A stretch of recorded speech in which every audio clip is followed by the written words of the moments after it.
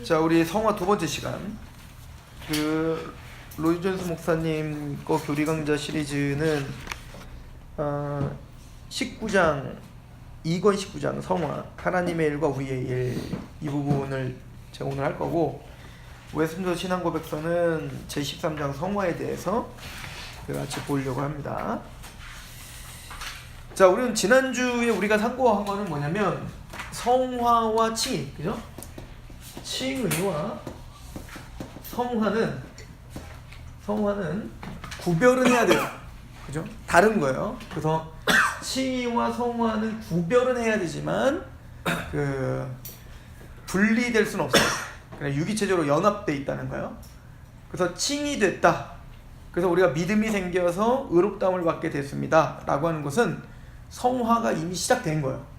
그러니까 칭의를 받고, 그러니까 우리가 구원받고 난 다음에 어느 정도 지나야 성화가 되는 게 아니라 구원받자마자 우리는 성화가 되기 시작하는 거예요. 그래서 이거는 뗄 수 없는, 그죠? 뗄 수 없는 유기체적으로 하나인 얘기예요. 자, 그런데 칭의와 성화는 분명히 구별해야 된다는 걸 우리가 또 상고했죠. 예를 들어서 칭의는 뭐냐면, 우리가 이제 좀 쉬운 말로 말하면 신분의 변화다 이렇게 이야기를 했었죠. 그러면 성화는 뭐죠? 수준이 변화돼요. 수준의 변화. 그러니까 신분의 변화라는 거는 우리가 죄인이었는데 예수 그리스도를 믿음으로 말미암아 우리는 그 즉시 믿자마자 신분이 의인된 거예요. 그죠? 의인된 거예요. 그러나 우리가 의인된 신분은 가졌지만 우리는 여전히 죄된 습성이 있는 죄인들이죠. 그죠? 그래서 수준으로 보면 여전히 우리는 더욱더 거룩해져야 될 사람들이에요. 또 다르게 표현하자면 이 칭의는 이렇게도 이야기하는데요. 죄책을 해결한 거예요. 죄책이라는 것은 이 죄의 책임이죠. 그러니까 죄에 합당한 형벌, 죄에 합당한 어떤 하나님이 죄의 삭스 사망이라고 했는데 그 모든 형벌에서 우리를 건져주시는 사건이 뭐냐면 칭의예요. 그래서 이 죄책이 없어진 게 바로 칭이다 라고 하는 거죠. 그러니까 우리가 예수 그리스도를 믿으면 요한복음 5장 24절에 보니까, 요한복음 5장 24절에 보면 내가 진실로 너희에게 내 말을 듣고 또 나 보내신 자를 믿는 자는 영생을 얻었고 심판에 이르지 아니하는 사망의 생명으로 옮겼다. 그러니까 예수를 믿는 그 즉시 우리는 어떻게 되는 거예요? 심판에 이르지 않게 되는 겁니다. 그러니까 우리는 어떻게 해요? 그 죄의 책임을, 우리가 받을 그 죄책을 누가 다 받으신 거예요? 예수님의 십자가에서 예수님이 다 담당하셨다는 걸 믿는 거예요. 그래서 예수님의 십자가에서 우리의 모든 죄가 예수님께로 전가되고, 그죠? 이거 로마서 8장 우리는 보통 3절 가지고 우리가 얘기했죠. 우리는 율법이 육신이 연약하여 할 수 없는 그것을, 그러니까 우리는 육신이 연약해, 죄인이기 때문에 하나님의 율법을 다 지켜서 의롭다함을 받을 수 있다? 없다? 없다요. 하나님의 의가 뭐예요? 하나님의 의. 말로 의라는 건 뭐냐면 사실은 하나님의 말씀에 100% 순종하는 거예요. 그래서 하나님 말씀에 100% 순종하여 하나님과의 관계가 온전해지는 상태, 이게 의예요. 자, 그런데 그럼 죄는 뭐예요? 죄는 하나님의 말씀에 불순종하여 하나님과 관계가 틀어져 버리는 상태예요. 그래서 이 죄 때문에 죄사서 사망이기 때문에 이 죄로 말미암아 우리는 영원한 심판, 이거를 맹렬한 진노 이렇게 표현해요. 계시록에도 보면 어린 양의 진노에서 누가 감히 이 진노에 설 수 있겠는가, 이렇게 진노의 포도주잔, 맹렬한 진노의 포도주잔 이렇게 표현하는 게 다 뭐냐면 우리가 감당할 수 없는 하나님의 진노가 있어요. 그 진노가 어느 정도냐면 영원한 불못에 던져지는 겁니다. 그러니까 우리가 이렇게 생각할 수 있죠. 아니, 하나님이 사랑의 하나님이 자비의 하나님인데, 아니 어떻게 한 10년 정도 불못에 던지는 것도 아니고 영원히, 그래 우리가 잠깐 우리가 이 땅을 살아가는 거는 잠깐인데 영혼에 비하면 이 잠깐 죄진 것 때문에 그래 영원히 불못에 던진다, 이게 말이 되냐? 말이 되죠. 근데 왜 우리는 그걸 이해하지 못하냐면 죄의 심각성을 우리는 그만큼 모르는 거예요. 그러니까 사실은 죄의 심각성은 우리는 죽었다 깨어나도 몰라요. 근데 거룩하신 하나님, 영광스러우신 하나님 앞에 죄라고 하는 것은 영원한 불못에 던져지기도 합당한 거예요. 그 맹렬한 진노를 받기 합당한 거예요. 그런데 그 맹렬한 진노를 내가 받을 그 죄책이에요. 이게 죄책. 그 맹렬한 진노를 누가 대신 받아주신 거예요? 예수님에게 다 쏟아 부으신 거예요. 그래서 이거를 계시록 맹렬한 포도주의 잔이라고 표현한다고요. 이 포도주의 잔이 뭐냐면 포도를 다 따다가 포도주 틀, 맷돌이죠. 그런 데다 놓고 막 갈아버리는 거야. 그러니까 그 정도로 하나님이 죄를 싫어하시고 미워하신다는 거예요. 그런데 예수님이 그래서 뭐라고 하죠? 누가 이 잔을, 하나님 할 수만 있으면 이 잔을 옮겨주기. 그 맹렬한 하나님의 그 진노, 그 죄에 대한 진노의 잔을 예수님께서도 받기도 너무 겁났던 거죠. 그러나 내 원대로 마옵시고 누구 원대로 하소서? 아버지 원대로 하세요 라고 그 우리가 받을 그 맹렬한 진노의 잔을 내가 받지 않고 누가 대신 받으신 거예요? 그게 십자가인 거예요. 하나밖에 없는 아들, 거룩하신 아들, 이 천지만물을 지으신 창조주이신 예수가 맹렬한 진노의 잔을 받아야지 씻어지는 죄예요. 그러니까 우리가 상상할 수 없는 죄인 거예요. 그렇죠? 그래서 우리는 그 예수님의 십자가에서 하나님이 율법이 육신으로 말미암아 할 수 없는 그것을 하나님은 하시나니 죄 없는 그 아들을 죄 있는 육신의 영으로 보내서 육신의 죄를 정하셨다. 즉 뭐죠? 우리의 육신의 모든 죄를 예수께로, 죄 없으신 그 예수가 십자가에 죽으심으로 우리의 죄를 정하셨다. 즉 양이 우리의 죄를 정하여 죽는 것처럼 예수께서 우리의 모든 죄를 전가받고 우리의 죄를 나를 대신하여 그 맹렬한 진노의 잔을 받으셨다라고 믿는 거예요. 그래서 이걸 믿는 즉시 우리의 죄책은 다 어디 간 거예요? 예수님께로 전가된 거죠. 그리고 또 예수님이 십자가에서 뭘 완성하셨다? 의라는 건 하나님의 100% 순종인데, 그래도 우리는 죄인이기 때문에 하나님 말씀을 한 톨도 못 지키잖아요. 그래요? 모든 율법을 항상 지켜야 되니까. 자, 그런데 오직 누구만 그럼 이 의를 이룰 수 있어요? 하나님만 이룰 수 있죠?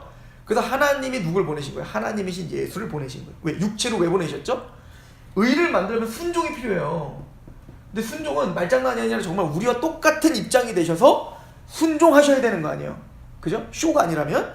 그래서 정말로 우리와 똑같은 육체를 입고 이 땅에 예수님께서 오신 거예요. 오셔서 우리와 똑같이 시험은 받으신 이로되 죄는 없다. 이게 뭐예요? 온전한 의를 이루셨다. 그래서 십자가에서 죽기까지 33년 동안 율법을 다 지키셨을 뿐만 아니라 죽기까지 복종하심으로 뭘 이루셨어요? 하나님의 의를 이루신 거예요. 그래서 고린도후서 5장 21절에 뭐라고 하죠?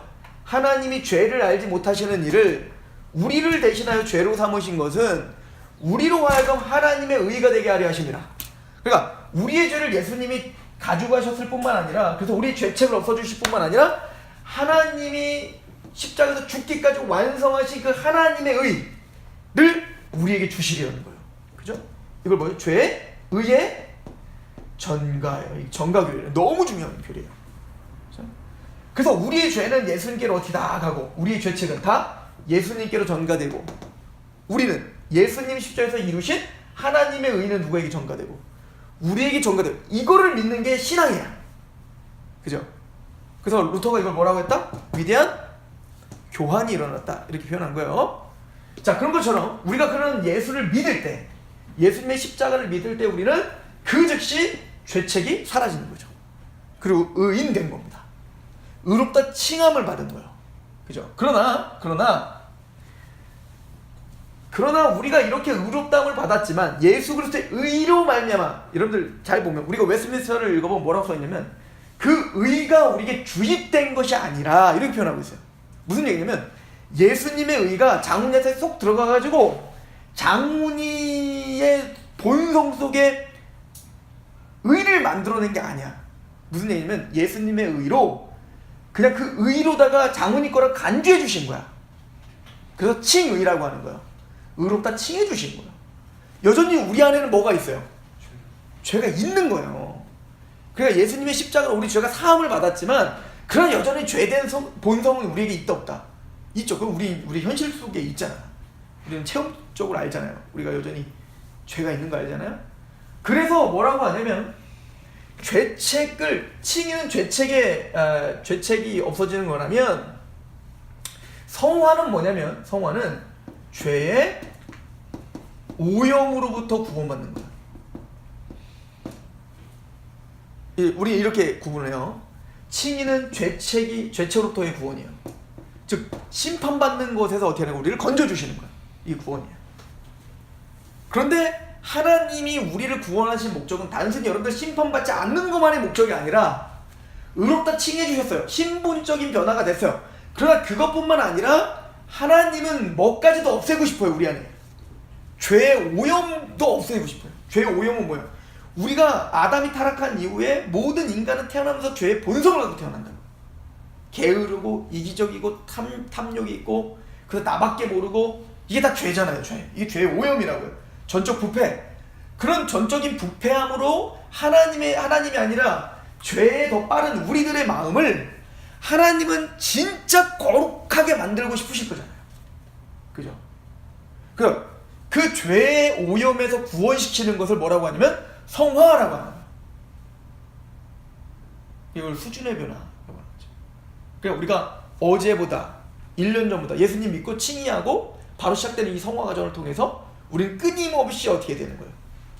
우리의 죄가, 죄의 오염, 죄의 어떤 지배가 끊임없이 우리 안에서 사라져 가야 되는 거예요. 그죠? 그리고 하나님의 말씀에 순종하는 것들이 더 많아지기 시작하고, 이게 성장인 거예요. 그 성화라고 하는 거예요. 그죠? 그래서 이 칭의와 성화는 구별돼야 되나? 그러나 분리될 수는 없어요. 같이 가는 거야. 이걸 지난주에 우리가 계속 참고했던 거죠. 자, 그러면 먼저는 그럼 어떻게 우리가 이렇게 죄의 오염에서 우리가 점점 건져지게 되느냐라고 하는 부분을 말하기에 앞서, 그러면 성화는 누가 하는 거냐? 누가? 자, 우리 이렇게 알기가 쉬워요. 자, 여러분들 우리가 지금까지 구원의 서정을 배울 때, 자, 그 예정 우리가 할 수 있어요, 없어요? 우리가 할 수 없죠. 100% 누구의 은혜예요? 100% 하나님의 은혜예요. 하나님이 다 하시는 거예요. 그죠? 그럼 부르심, 우리를 부르시고 우리를 복음을 알게 하시고, 이것도 다 생각해보면 다 100% 하나님의 은혜죠. 이 시대에 태어나고 복이 편만한 또 대한민국에서 또 믿음이 좋은 부모님 밑에 자라게 하고, 다 그래서 여기 왔네. 그죠? 아, 자국년 아니구나. 자, 그런 과정이지만 어쨌든 그런 사람을 만나게 되고, 또 이런 모든 과정들을 보면 다 하나님의 주권 속에서 하나님이 부르셨을 뿐만 아니라 내적 부르심도 누가 하시는 거예요? 이건 전적으로 하나님이 하시죠. 그죠? 똑같이 복음을 들어도 그 말씀이 믿어지고 열려지고, 그래서 이런 부르심 가운데 중생했어요. 우리가 거듭났다고요. 누가 하시는 거야? 중생. 죽어있던 자를 살아나게 하는 거, 영을 전적으로 하나님의 100% 하나님의 은혜잖아요. 그래서 우리가 중생했기 때문에 우리가 죄인인 걸 깨닫게 된 거예요. 그래서 회개를 하게 된 거란 말이야. 그러니까 회개도 내가 하는 게 아니라 누가 하게 하신 거예요? 이것도 100% 하나님이 하신 거예요. 그렇잖아요. 중생했으니까 내가 죄가 깨달아진 거 아니에요. 말씀을 보고 거기에 내가 얼마나 죄인인가 알게 됐단 말이에요. 그래서 내가 이제는 나 혼자 스스로는 구원받을 수 없다라는 생각을 갖게 돼요. 이제는 우리가 예수 그리스도를 믿게 됐다고요. 그죠? 믿음. 근데 이 믿음도 누가 주신 거야? 이것도 100% 하나님이 주셨다는 거잖아요. 내가 믿었다고 생각해서 뒤를 돌아봤더니 내 마음을 여신 것도, 내가 이렇게 믿을 수 있게 하신 것도 다 누구의 은혜더라? 하나님의 은혜라고 우리는 다 고백했다고요. 그래서 우리가 믿음으로 말미암아 의롭다함을 받았어. 칭의. 이것도 누가 하신 거야? 100% 이것도 하나님이 하신 거예요. 우리가 한 게 뭐겠어요? 예수님의 십자가에서 우리의 모든 죄책이 다 전가되고, 또 예수님이 이루신 하나님의 의를 내 것으로 간주해 주신 거 아닙니까? 그냥 내가 믿었을 뿐 아니에요. 근데 그 믿음도 내가 한 것도 아니야. 하나님이 주신 거고. 그러니까 칭의 받은 것도 100% 하나님의 은혜예요. 그죠? 신비한 연합. 신비한 연합인데 우리가 어떻게 해? 그죠? 신비한 건데 하나님이 하신 거죠. 예수님의 십자가와 부활과 우리를 연합시킨 건 하나님이 하신 거예요. 그냥 여기까지 다 우리는 구원이라고 하는 거예요. 그죠? 근데 이 구원의 모든 여정이 다 누가 하시는 거다? 하나님이 하시는 거예요. 하나님의 단독 사역이에요. 자, 그러면 우리는 이렇게 구원에 대한 거는, 물론 이제 구원은 더 큰 얘기예요. 그럼 우리가 믿음이 생기고 칭의하고 회개하고 그리고 의롭다함을 받고, 이 모든 것들은 하나님의 은혜인데, 그럼 이제부터 그 은혜로 받고 우리가 성화되는 거. 성화. 이거 누가 하는 거냐? 누가? 우리는 쉽게 이렇게 생각할 수가 있어요. 구원은 은혜로 받고 우리가 거룩해지는 건 내가 하고 우리가 상급 받으려고 성화하고 우리가 뭔가 칭찬받으려고 성화해야 된다 이렇게 생각을 한다면 그건 큰 착각이다. 개혁주의적 신학, 특별히 우리 성경에서 말하는 거는 성화부터 영화롭게까지 다 누가 하신다? 하나님의 사역이다. 그래서 성경에는 이 성화를 이제 거룩이라고 써 있어요. 거룩. 그죠? 이 모든 게 다 누가 하시는 거냐? 바로 성부와 성자와 성령 하나님이 하시는 거다. 이거를 강조를 합니다. 그래서 이 로이든서 목사님이 이걸 잘 정리해놨더라고요. 제가 요거를 좀 보면서 좀 볼게요. 우선 성부 하나님이 성화하게 하신다에 대한 부분을 좀 먼저 보면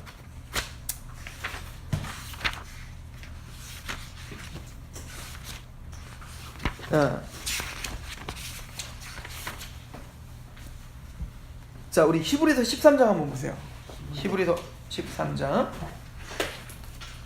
내가 없네? 30절, 30절이요?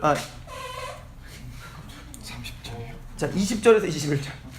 자, 히브리서 13장 20절에서 21절. 자, 우리 한번 읽어볼까요? 시작. 양들의 큰 목자이신 우리 주 예수 그리스도를 영원한 언약의 피로 죽은 자 가운데서 이끌어내신 평강의 하나님이 모든 선한 일에 너희를 온전하게 하사 자기의 뜻을 행하게 하시고 그 앞에 즐거운 것을 예수 그리스도로 말미암아 우리 가운데서 이루시기를 원하노라. 영광이 그에게 세세 무궁토록 있을지어다. 아멘.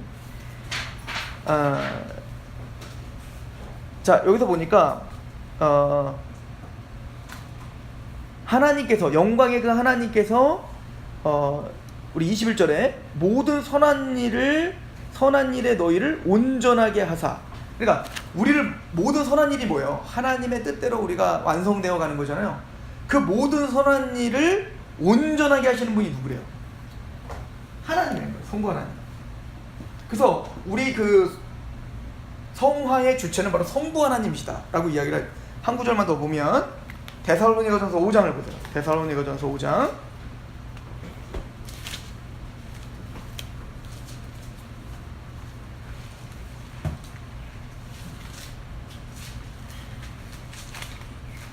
(23절) 우리 같이 한번 읽어봅시다. 데살로니가전서 5장 23절 시작. 평강의 하나님이 친히 너희를 온전히 거룩하게 하시고 또 너희의 온 영과 혼과 몸이 우리 주 예수 그리스도께서 강림하실 때 흠이 없게 보존되기를 원하노라. 여기 보니까 평강의 하나님, 성부 하나님이죠. 그 평강의 하나님이 친히 너희를 어떻게 하실 거예요? 온전히 거룩하게 하실 거라는 거예요. 그러니까 우리를 성화하게 하시는 건 누가 하시는 사역이에요? 하나님이 하시는 사역이에요. 근데 성경에는 예수님께서 우리의 성화를 주도적으로 역사하셔서 성화하게 하신다라고도 이야기합니다. 에베소서 우리 5장 가봅시다. 에베소서 5장.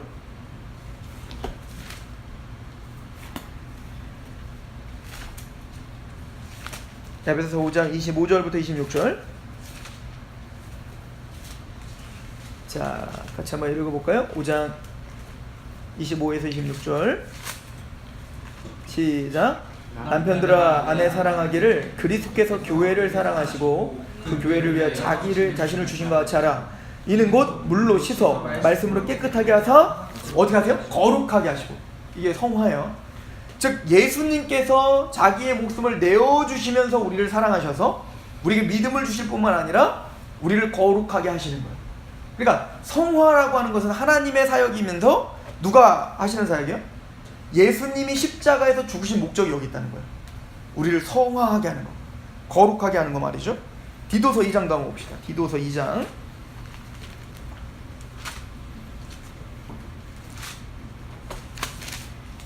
디도서 2장 14절입니다.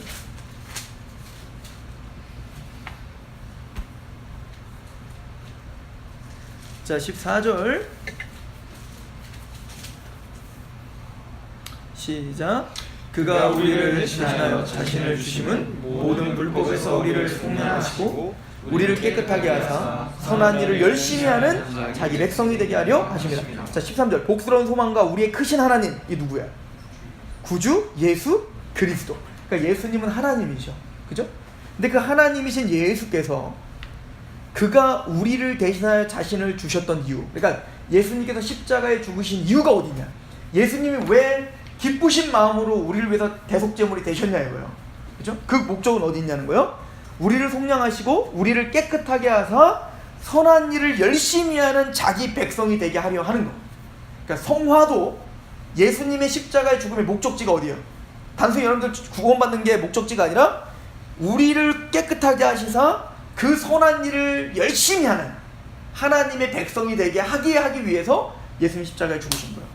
그러니까 우리가 성화될 수 있는 근거는 뭐냐면 예수님 십자가야. 복음이에요. 그러니까 우리를 성화시키는 건 성부 하나님을 뿐만 아니라 누구예요? 성자 예수님이 우리를 성화시켜 주시는 거예요. 성령님은 말할 것도 없지 뭐죠? 성화하면 우리 보통 성령님이 행하시는 사역이라고 이야기를 하기 때문에 한번 찾아봅시다. 우리 고린도전서 6장. 고린도전서 6장.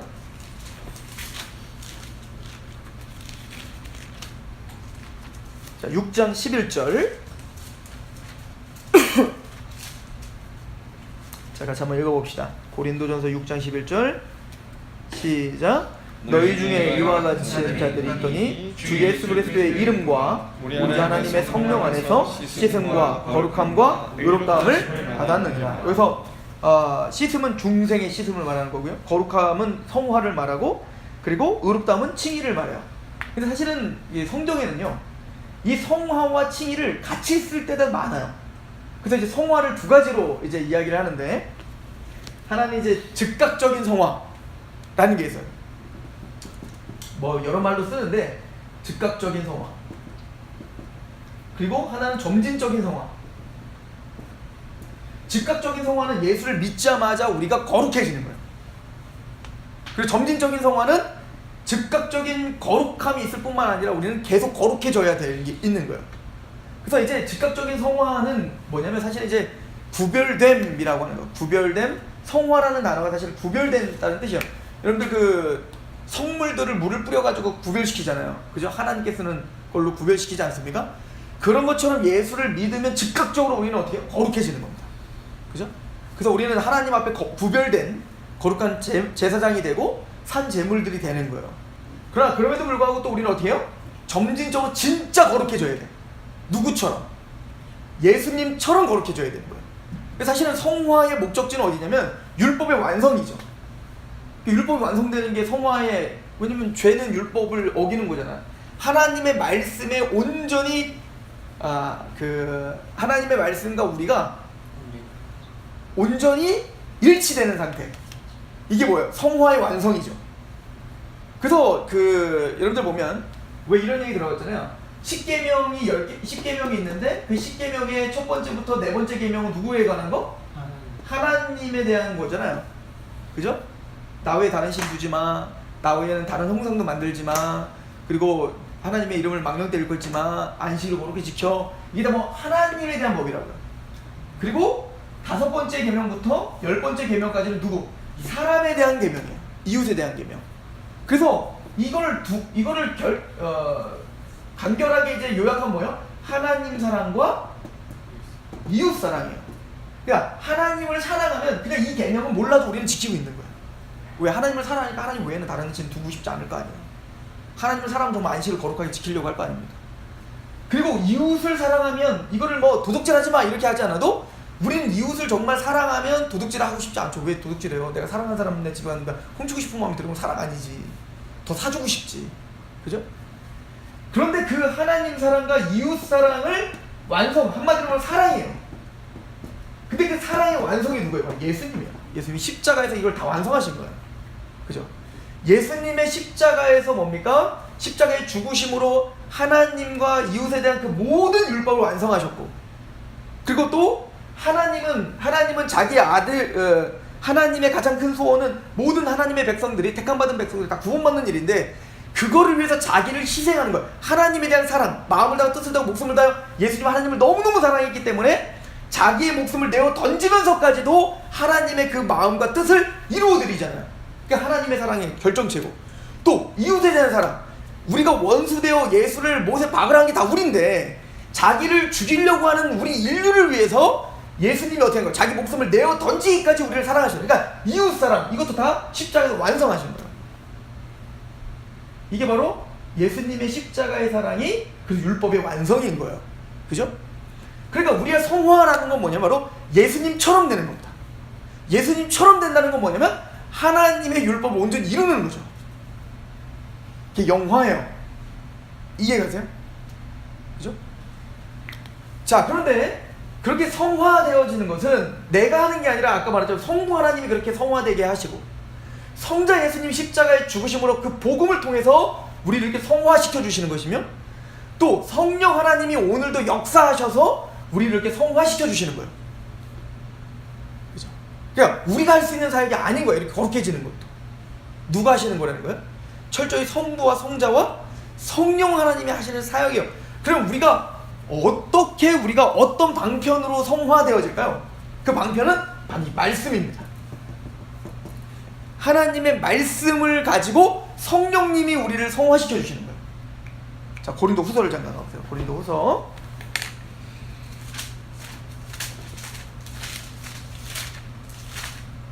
고린도 후서 우리 그 3장 봅시다.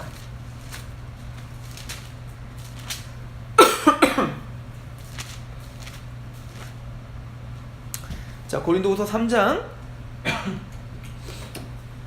3장 2절에 보면 너희는 우리의 편지라 우리 마음에 썩고 무사람이 읽고 알고 읽는 바라 너희는 우리로 말미암아 나타난 그리스도의 편지니 이는 먹으로 쓴 것이 아니요 오직 살아계시는 하나님의 영으로 쓴 것이며 또 돌판에 쓴 것이 아니요 오직 육의 마음판에 쓴 것이라. 자, 누가 우리 마음판에 쓰셨대요?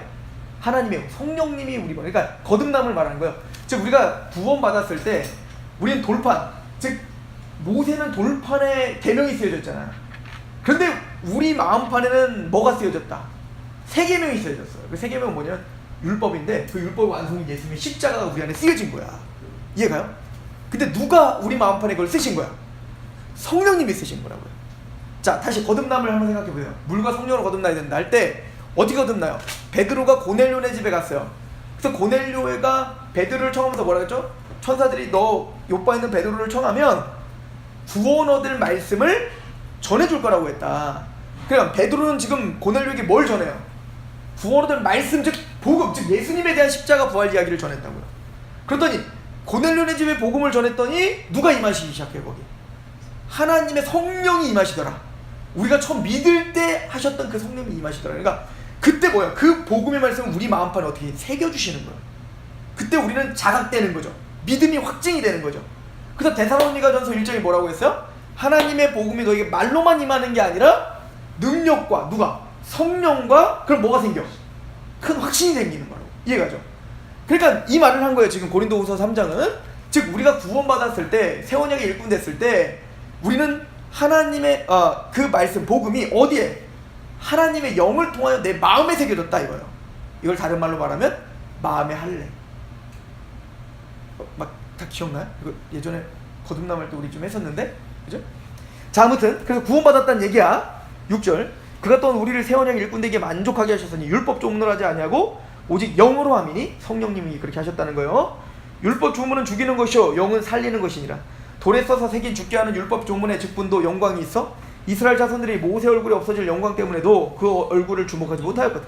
하물며 영의 직분은 더욱 영광 가운데 있잖아. 그러니까 예수님을 믿음으로 구원받은 우리가 복음을 전파하는 그 직분은 모세가 출애굽을 시켜 시내산에 돌판 받아온 것보다 훨씬 더 영광스러운 거야. 그러니까 모세 영광보다 누구 영광이 더 크다? 우리 영광이 더 크다는 거예요. 이해가 되시죠? 우리만 우리를 우습게 여기지 구약 성경의 모든 선지자들 우리를 부러워하고 있다. 이건 로마 4장에 다윗이 뭐예요? 다윗이 말한 바 죄를 인정치 않으시고 그리고 그 죄를 덮어주시고 의롭다움을 받는 자들에 대한 복에 대하여 다윗이 그걸 부러워했다는 거 아니에요. 천사들도 살펴보기를 원하는 것이라 베드로전서 1장에 써 있는 얘기야. 그러니까 우리가 예수님으로 구원받아 교회되고 우리가 거듭난 하나님의 백성 됐다는 것은 구약 전체 우리가 말한 아브라함, 엘리야, 이사야, 모세, 다윗 그 어떤 누구도 감히 측량할 수 없는 부러워할 만한 사건이라고. 왜? 그들은 바라던 것을 우리는 예수님의 십자가를 완성된 예수님의 십자가를 보고 믿잖아. 이건 천사들도 살펴보기를 원하는 거야. 막 놀라. 막 유민이 보고 막 놀래고 있다니까? 얘 예수 믿어. 막 놀래고 있는데 우리만 안 놀래. 우리만 아무것도 아닌 것처럼 여긴다고. 사도 바울은 그게 너무 답답했던 거예요. 그죠? 그래서 우리 새 언약의 일꾼들이 얼마나 영광스러운지 아느냐? 이 얘기를 하는 거예요. 자, 그런데 그런 새 언약의 일꾼된 우리를 하나님은 성화시켜요. 그 성화의 완성이 목표가 어디라고? 누구 닮는 거? 예수님처럼 되는 거예요. 자, 그럼 어떻게 되나? 보세요. 14절. 그러나 그들의 마음이 완고하여 오늘까지도 뭘 읽을 때? 구약. 그 당시에는 성경이 구약밖에 없었잖아요. 그죠? 구약, 성경이에요. 구약을 읽을 때 그 수건이 벗겨지지 아니하고 있으니 그 수건은 그리스도 안에서 없어요. 그러니까 이 유대 사람들이요, 구약 성경을 볼 때 꼭 수건을 쓴 것처럼 봐. 그럼 어떻게 될까? 보기는 보는데 그 내용을 잘 알아 몰라. 모른다는 얘기야. 근데 그 영적 수건을 말하는 거죠. 지금 이거 상징적 의미야. 근데 수건은 언제 벗겨진대? 그리스도께로 가면 벗겨져. 그러니까 예수님을 믿으면 그 수건이 벗겨져. 그래서 예수님을 믿으면 중생하면 성경을 볼 때 수건을 벗은 것처럼 봐. 지금 그 얘기예요. 자, 그럼 어떤 일이 벌어져? 자, 55절. 오늘까지 모세의 글을 읽을 때 그 수건이 그 마음에 덮어두다. 그러나 언제든지 주께로 돌아가면, 구원받으면, 거듭나면 이 얘기죠. 주께로 돌아가면 그 수건이 벗겨지리라. 주의 영이 계신, 주는 영이시니 주의 영이 계신 곳에는 자유함이 있느니라. 그죠? 그리고 보세요. 18절 시작. 우리가 다 수건을 벗은 얼굴로 거울을 보는 것과 같이 주의 영광을 보매 그와 같은 형상으로 변화하여 영광에서 영광에 이르니 곧 주의 영으로. 자, 지금 뭘 보고 있는 중이야? 구약 성경 보고 있잖아. 하나님의 말씀을 보는데 수건이 벗겨진 것처럼 봐. 이제 예수님을 거듭난 하나님 백성들이 이제 말씀을 보면 그 말씀을 통해서 누가 보여? 우리가 다 수건 벗은 얼굴로 거울을 보는 것처럼 뭘 보여?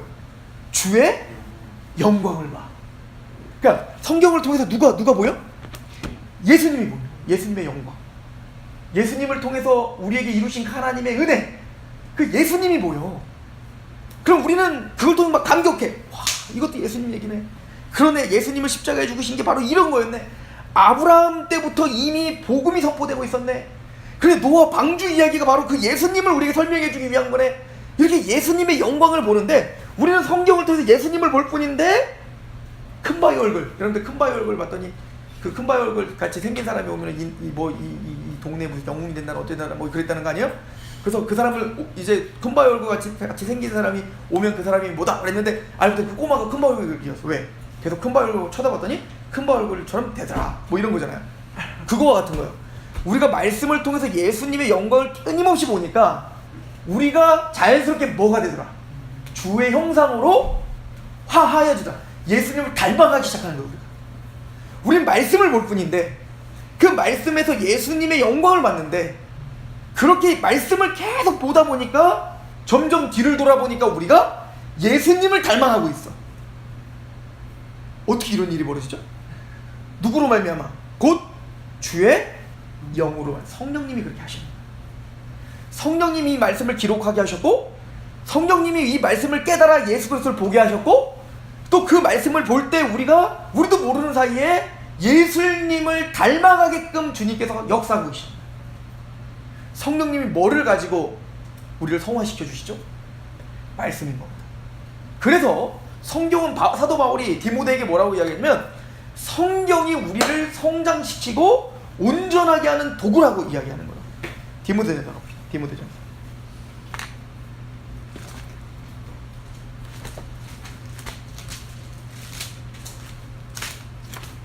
자, 디모데후서요. 디모데후서 3장.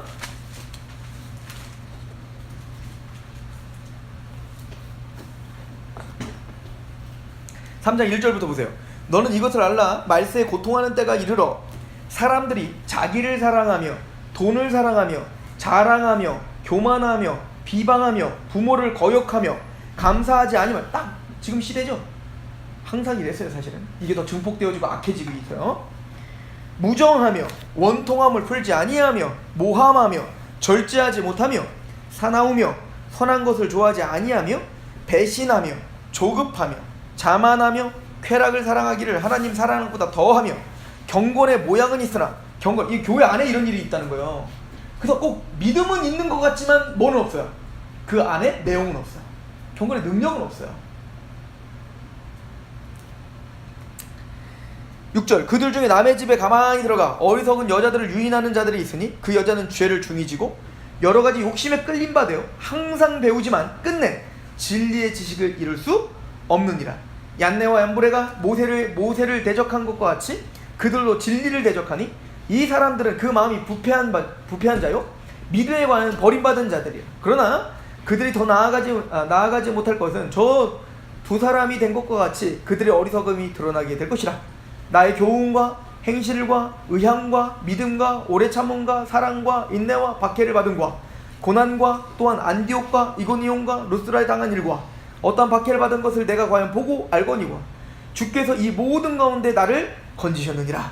그러니까 이 시대가 어렵다는 거예요. 믿음 지키기가 어렵다는 거예요. 우리는 죄 지키기가 너무 쉽다는 거예요. 그죠?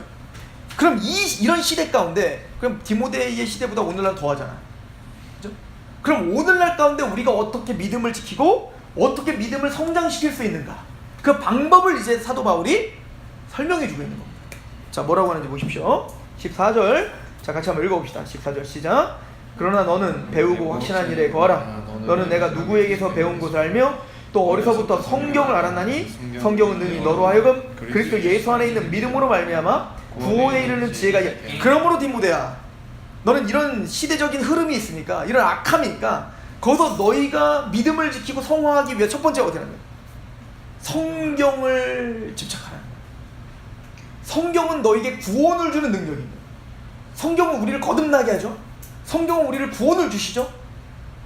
하나님 말씀을 통해서 믿음을 주신다.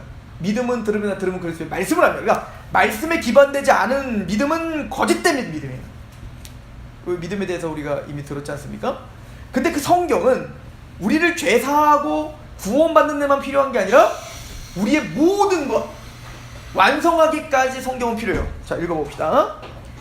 자, 구원을 주실 뿐만 아니라 16절, 17절 시작. 모든 성경은 하나님의 감동으로 된 것으로 교훈과 책망과 바르게 함과 의로 교육하기에 유익하니 이는 하나님의 사람으로 온전하게 하며 모든 선한 일을 행할 능력을 갖추게 하려 함이라. 자, 성경은 첫 번째 우리에게 어떤 유익이 있대요? 교훈과 라고 하죠. 교훈. 이 교훈이라는 말은 사실은 영어 성경에 보면 덕트린이라고 써있어요. 덕트린. 교리예요. 교리. 이건 단순히 윤리적 도덕적 얘기 가르침을 말하는 게 아니라 하나님에 대한 것을 가르쳐주는 겁니다. 그죠? 그러니까 하나님의 나라, 또 죄사함의 원리, 또 구원이 뭔지, 그러니까 하나님에 대한 교훈을 말하는 거예요. 그걸 우리는 교리라고 하는 거예요. 그죠? 즉 교리와 그리고 뭐가 있을까요? 책망과. 여러분들 성경을 보세요. 성경을 보면요, 거의 성경 저자를 한번 여러분들이 그냥 한번 좀 의식하면서 한번 보시라고요. 바울이 빌립보서를 쓰고 로마서를 쓰고 베드로가 베드로 전서를 쓰고 다 보니 좀 전투적이에요. 비장해요. 거기는 그냥 좋은 게 좋은 거라는 말이 없어요. 지금 화가 나 있고 바울이 갈라디아서 완전 화가 나 있잖아요. 인사 다 잘라버리고 그냥 막 본론으로 들어가고 저주를 받을지어다. 이게 시작이라고. 무슨 얘기냐면 우리는 죄인들이기 때문에 끊임없이 죄에 노출되어 있다고요. 그렇기 때문에 우리를 향한 책망이 많겠어, 칭찬이 많겠어? 책망이 많을 수밖에 없는 거예요. 그냥 우리가 설교 시간에 사실은 책망이 더 많아야 되는 게 맞아요. 성경이 책망이 훨씬 많아. 아무리 부드럽게 얘기해도 책망이 하다. 그렇지 않아요? 즉 책망과 바르게 함과. 그럼 책망만 할 뿐만 아니라 그럼 무엇이 바른지를 설명해 줍니다. 의로 교육하기에 유익하다. 하나님의 의로움으로, 그 하나님의 거룩함으로 교육하기에 어떻게 하다? 유익하다. 그래서 마침내 성경을 통해서 하나님이 궁정을 이루는 목적지가 뭐예요? 17절. 이는 하나님의 사람으로 어떻게 되며 온전하게 하며. 이게 거룩함을 이루시는 거죠. 성화를 이루시는 거예요. 온전하게 하며, 그러기 위해서 뭐예요? 모든 선한 일을 행할 능력을 갖추게 하기 위해 우리에게 뭘 주셨다고요? 성경을 주셨다. 그러니까 우리가 성경을 모르면 능력이 없는 거예요. 자, 성령님이 우리를 성화시킨다고 하자고. 예를 들어서 성령님이 하나님의 뜻을 알려주신다고요. 그래서 이제 그 신비주의자들을 보면 막 성령님을 강조해요. 막 성령께 기도하고 그러면 성령님이 알려주시고 성령님이 말씀하시고 막 그런다고. 하나만 알고 둘을 모르는 거야. 에베소서에 뭐라고 하냐면 너희는 전신갑주를 취하라. 이것도 비장하잖아. 그죠? 전신갑주를 취하라는 건 지금 전쟁 중이잖아. 전쟁 중. 히브리서는 뭐라고 하면 너희가 죄와 싸우되 피 흘리게 싸워라. 얼마나 전투적이냐. 얼마나 막 결의에 찼냐고. 제가 한영이한테 말했는데 너 죄와 싸우는데 피 흘까지 싸워야지. 제가 만약 1대1로 그렇게 한번 했다고 해봅시다. 상처받지 않게 그거 어떻게 하라는 거야? 근데 지금 모든 성경은 다 그렇게 써있다고요. 우는 사자처럼 3,7자를 지금도 찾으니까 너희는 깨어있으라. 이거 예수님이 어떻게 말한 거야? 우는 사자처럼 3,7자 찾으니까 깨어있어. 이렇게 얘기하는 게 아니잖아. 지금 굉장히 다급하고 절실하게 지금 말하는 거잖아, 예수님이. 그러니까 그만큼 우리는 죄와 노출되어 있기 때문에 끊임없이 어떻게 하는 거야? 깨어있으라는 거예요. 근데 깨어있는 방법은 성령님이 무엇을 통해서 우리 안에, 그러니까 전신갑주를 취하래. 어떻게? 구원의 투구를 쓰래. 믿음의 방패를 가지고 있으래. 의의 흉배를 가지래. 그죠? 진리의 허리띠를 매래. 그리고 복음의 신을 신으래. 다 뭐예요? 방어용, 방어. 공격용은 딱 하나야. 검이죠. 성령의 검, 곧 하나님의 말씀. 성령님이 우리 안에서 죄와 싸워야 되는데 성령님은 아무것도 안 갖고 싸우는 게 아니라 검을 갖고 싸우신다고요. 근데 그 검이 뭐라고요? 하나님의 말씀이에요. 즉 성경은 성령님이 말씀을 가지고 역사하시는 거지 혼자 단독적으로 다른 얘기 하시는 분이 아니라. 그러니까 우리는 곳간에 하나님 말씀을 계속 채워 넣어야 돼요. 그냥 그 말씀을 가지고 성령이 막 싸우시는데 막 야 줘봐 줘 아무것도 들을 게 없어. 그럼 어떻게 하겠냐고. 메스 드리고, 그죠? 칼, 뭐 똑같은 말이네. 칼 들고 뭔가 무기를 계속 줘야 우리를 뒤집든 어떻게 하든 할 거 아닙니까? 성령님은 항상 말씀을 갖고. 그래서 바울은 뭐라고 하냐면 이런 긴급한 상황 속에 내가 너에게 권면하는 것은 성경에 집착하라. 그죠? 그 성경을 배우라. 그 성경을 통해 하나님은 너희를 교훈하고 책망하고 바르게 하고 의로 교육하게 유익하고 또한 온전하게 하며 그리고 모든 선한 일을 행할 수 있는 능력을 갖추게 하는 그 핵심이 뭐라고요? 성경이에요. 근데 그 성경은 누가 성경을 가지고 우리에게 역사하세요? 성령님이 그 역사를 하십니다. 그래서 이제 웨스트민스터에 이렇게 말하죠. 다시 한번 21페이지 가면 성화 13장 성화에 대해서 이렇게 말했죠. 효과적으로 부르심을 받고 중생하여 그 안에 새 마음과 새 영으로 창조함을 받은 자들은 그리스도의 죽으심과 부활의 공로를 통하여 그의 말씀과 그들 안에 내주하시는 무엇으로 말미암아? 성령으로 말미암아 실제로 그리고 인격적으로 더욱 거룩해진다. 우린 그래서 이렇게 고백합니다. 성화는 반드시 말씀이 필요합니다. 근데 그 말씀을 지식적으로 말면 안 되고 누가 같이 임하셔야 돼요? 성령님이 우리 안에 있으셔야 돼요. 그죠? 그래서 말씀과 성령으로 우리는 거듭나는 것이다. 성화되어진다 라고 말하고. 자, 그러면 성화의 주체는 바로 성부와 성자 성령 하나님이세요. 그럼 우리는 손 놓고 가만히 있어도 될까? 오늘 이제 마지막으로 그것만 좀 상고해보고 하려고 했는데, 어차피 성부와 성자와 성령 하나님이 하시는 거니까 나는 그냥 가만히 있으면 되나? 성경은 그렇게 말하지 않아요. 성경은 우리의 책임을 없애지 않습니다. 그래서 로이드 선교사님이 여기서 굉장히 아주 멋진 얘기를 했어요. 뭔 얘기를 하냐면 예수님께서 뭐라고 그래요? 요한복음 15장에 보면 나는 포도나무요 너는 가지라. 내가 저 안에 저가 내 안에 거하지 않으면 열매를 맺지 못해요. 그러므로 이 가지가 열매를 맺는 게 아니라 사실은 뭐에 붙어있기 때문에 열매를 맺는 거예요? 나무에 가지가 붙어있기 때문에 나무를 통하여 열매를 맺는 거지, 만약에 이 나무에서 끊어져 버리면 우리는 아무 열매도 못 맺는 거예요. 그러므로 이 성화의 열매는 누가 맺게 하는 거예요? 나무가 맺게 하는 거예요. 맞죠? 예수님이 맺게 하는 거고 하나님이 맺게 하는 겁니다. 그러니까 하나님의 은혜예요. 그런데 로이드 선교사님이 뭔 얘기를 하냐면, 그러나 잘 생각해봐라. 이 가지는 그냥 튜브나 튜브가 아니다. 아무 생명 없는 튜브가 아니라 이 가지는 그 가지 안에 풍성한 생명이 거해있다. 물론 이 나무를 통해 진액을 빨아서 나는 거지만, 그러나 이 나무는 아무것도 안 해요. 그럼 이 가지는 생명체의 그 안에 그 보내주는 걸 끊임없이 빨아들이고 그 뭔가 생명의 활동을 하여 열매를 내는 거라고요. 뭐 그거와 같다 이거야. 그러니까 우리가 성화되는 건 분명히 하나님의 은혜인데, 하나님은 우리에게 아무런 책임을 묻지 않는 게 아니라 우리에게 분명히 어떻게 하라고 하냐면, 지켜라, 입어라, 싸워라. 우리에게 분명히 자발적으로 너희가 싸우고 뭔가 피 흘리까지 너희가 뭔가 대적하고 그렇게 하라고 우리에게 분명히 가르치고 있다 이거예요.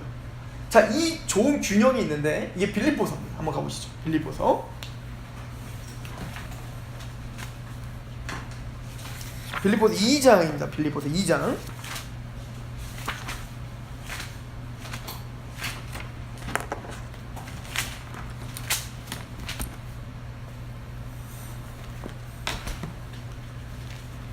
자, 빌립보서 2장 우리 12절 말씀 우리 한번 같이 읽어볼게요. 잠시만요. 나 지금 내부소설을 보고 있어요. 자, 12절 한번 읽어보겠습니다. 시작. 그러므로 나의 사랑하는 자들아, 너희가 나 있을 때뿐 아니라 더욱 지금 나 없을 때에도 항상 복종하여 두렵고 떨림으로 너희 구원을 이루라. 여기서 구원을 말하는 건 뭐냐? 여기서는 지금 영혼 구원 말하는 게 아니에요. 문맥적으로 보면 이건 성화 구원을 말해요. 영화롭게 되기까지, 그 하나님의 구원의 목적지까지 너희는 어떻게 하라고? 이루어라는 거예요. 이루라. 그러니까 누가 이루어야 돼? 우리 보고 이루래잖아. 그런데 어떻게? 항상 두렵고 떨림으로 하나님 앞에 끊임없이 어떻게 하라는 거예요? 그 구원을 이루어가라. 그러니까 성화의 구원을 누구에게 지금 얘기하는 거예요? 창근아, 성화돼야 된다. 네가 예수님 믿었냐? 그럼 예수님처럼 너희가 닮아가라 얘기인 거야. 그럼 창근이가 그걸 딱 닮아가라 주님이 하실 거잖아요. 이러면 안 되죠. 예, 가겠습니다 이래야 되는 거잖아. 이게 명령이잖아요. 그러니까 분명히 성부와 성자 성령 하나님이 영화롭게까지 하시는 거지만, 성화는 하나님의 사역이지만 우리에게도 분명히 하나님은 요구하시는 게 있어요. 두렵고 떨림으로 그 성화를 이루어내야 되는 겁니다. 그런데 성경은 이것만 얘기하지 않아요. 이렇게 말하면 성화는 내가 하는 거구나 라고만 생각하는데, 거기다 뭐라고 얘기하죠? 한번 보세요. 13절 시작. 너희 안에서 행하시는 이는 누구시니? 하나님. 근데 너희 안에서 그걸 행하시는 분은 누구라는 거야? 하나님이시니. 자, 다음 시작. 자기의 기쁘신 뜻을 위하여 너희에게 소원을 두고 행하신다. 자, 두렵고 떨림으로 구원을 이루어. 그랬더니 갑자기 승현이가 깜짝 놀래갖고, 그래야겠다, 내가 이렇게 살면 안 되겠네. 내가 구원받은 사람으로서 내가 이렇게 살면 안 되겠네. 내가 이렇게 정말 하는 말씀대로 살아봐야지 라는 생각이 막 도전이 생겨. 그죠? 그래서 그런 도전이 생기니까 거룩하게 살으려고 조금이라도 어떻게 해요? 노력을 하게 되죠. 이거 누가 주시는 마음이에요? 하나님이 하시는 거예요. 또 그렇게 도전을 주시는 것도 누가 하시는 거예요? 하나님이 하시는 거예요. 그래서 우리가 그렇게 내가 두렵고 떨리는 구원을 이루어야지 라고 생각을 했는데, 뒤를 돌아봤더니 그 모든 것도 다 누가 하셨던 거예요? 하나님 나에게 소원을 두고 행하게 하신 거예요.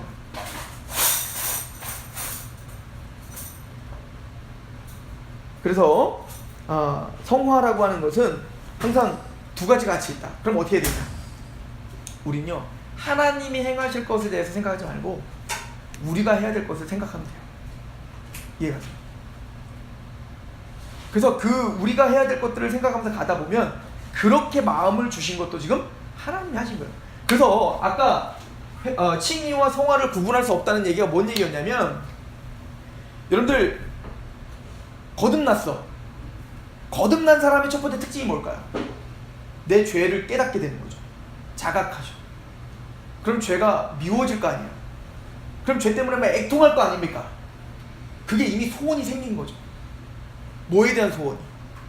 거룩해지고 싶은 소원, 주님을 닮고 싶은 소원, 내가 죄 가운데 있다는 그 자각 때문에 내가 정말 믿고 내가 정말 하나님 앞에 지금 하나님의 마음을 아프게 했다라고 하는 마음이 우리에게 생겼다고요.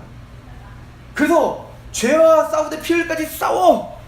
뭐 골로새 3장 5절에 보면 너의 지체를 죽여. 그리고 고린도서 16장 13절에 보면 네가 굳게 서라 이렇게 표현하고, 또 에베소 4장에 보면 너는 빛의 자녀니까 그 빛의 자녀답게 너는 새 옷을 입어라.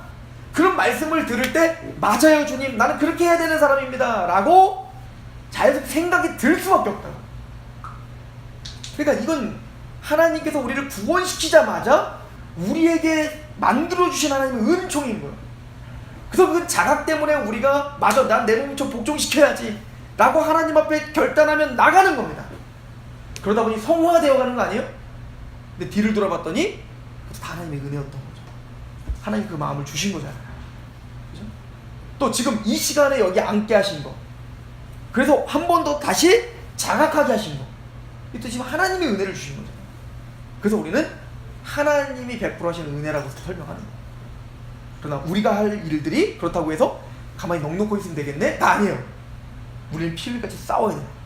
왜? 그 십자가의 은총에 너무 감격하고 감사하고 그 죄가 미우니까 말이죠. 그래서 이 두 가지의 균형, 하나님이 행하신다와 내가 행한다는 이 균형이 우리 안에 항상 있어야 된다. 그죠? 우리가 이제 성화에 대한 이야기를 이렇게 마무리 짓도록 하겠습니다.